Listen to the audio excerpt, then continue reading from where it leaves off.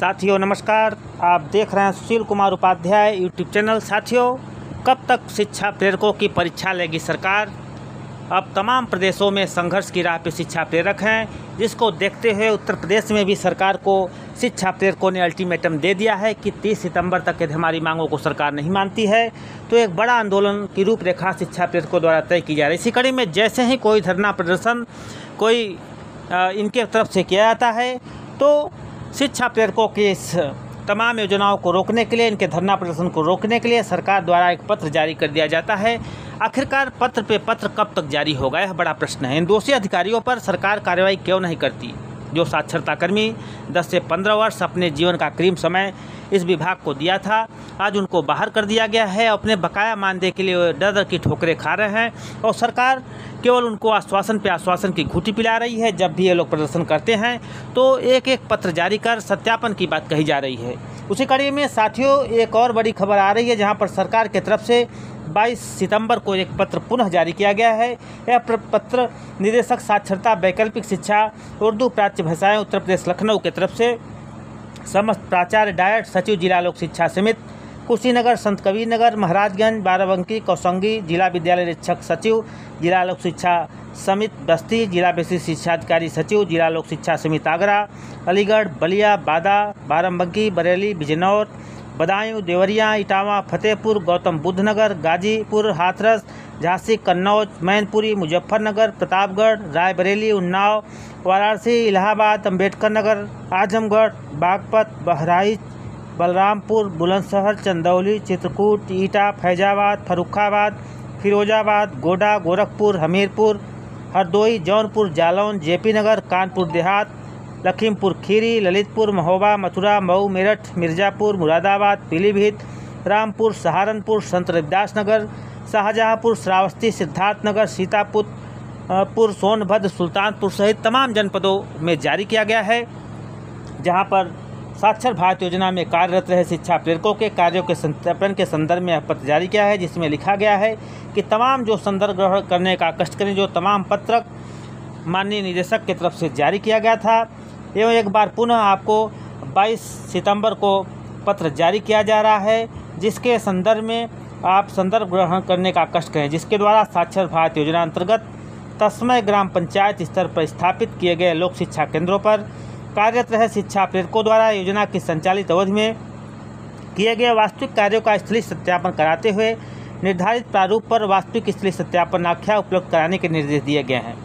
परंतु उक्त निर्देशों के बावजूद भी आप द्वारा वांछित सत्यापन आख्याएँ अद्यतन संचालित अवधि में शिक्षा प्रेरकों द्वारा किए गए कार्यों के वास्तविक स्थलीय सत्यापन कराने में कोई रुचि नहीं ले रहा है, जिसके कारण आपके जनपद से वांछित सत्यापन आख्याएँ इस कार्यालय को उपलब्ध नहीं कराई गई है। ऐसी स्थिति में प्रेरकों द्वारा माननीय उच्च न्यायालय इलाहाबाद खंडपीठ लखनऊ में आयोजित की जा रही रीट याचिकाओं में माननीय उच्च न्यायालय द्वारा पारित आदेशों का समयान्तर्गत अनुपालन कराने में कठिनाई उत्पन्न हो रही है।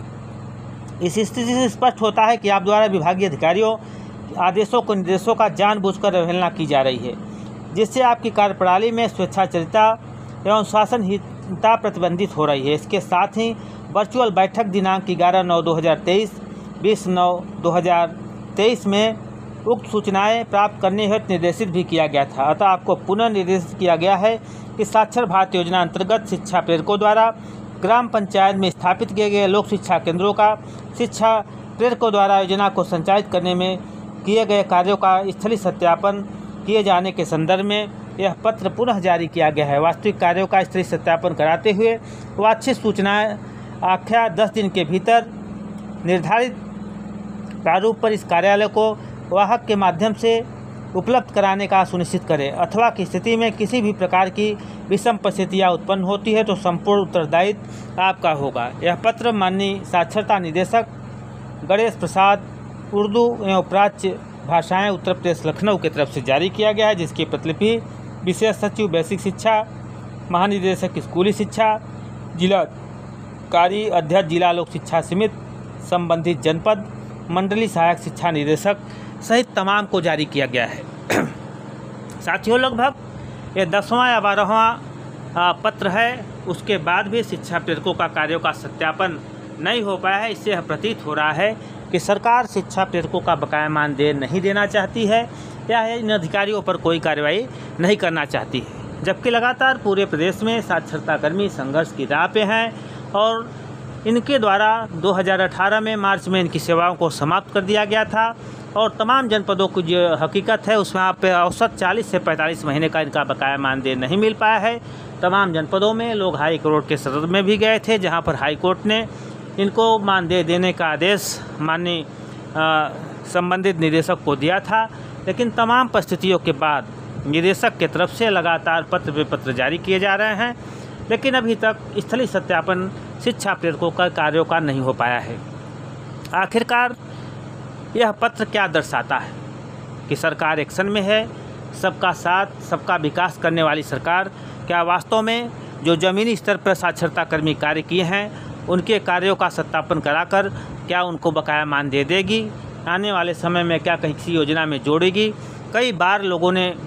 जब विरोध किया तो निदेशक स्तर से केवल पत्र जारी किया जा रहा है और केवल बेसिक शिक्षा अधिकारियों को डांट लगाई जा रही है कि यदि आप स्थलीय सत्यापन नहीं करते हैं तो आप पे कठोर कार्रवाई होगी। आखिर अब तक कठोर कार्रवाई क्यों नहीं? सबसे बड़ा प्रश्न यह है। देश में 5.5 लाख और उत्तर प्रदेश में 1 लाख साक्षरता कर्मी काम करते थे। इनके कार्यों के बल पर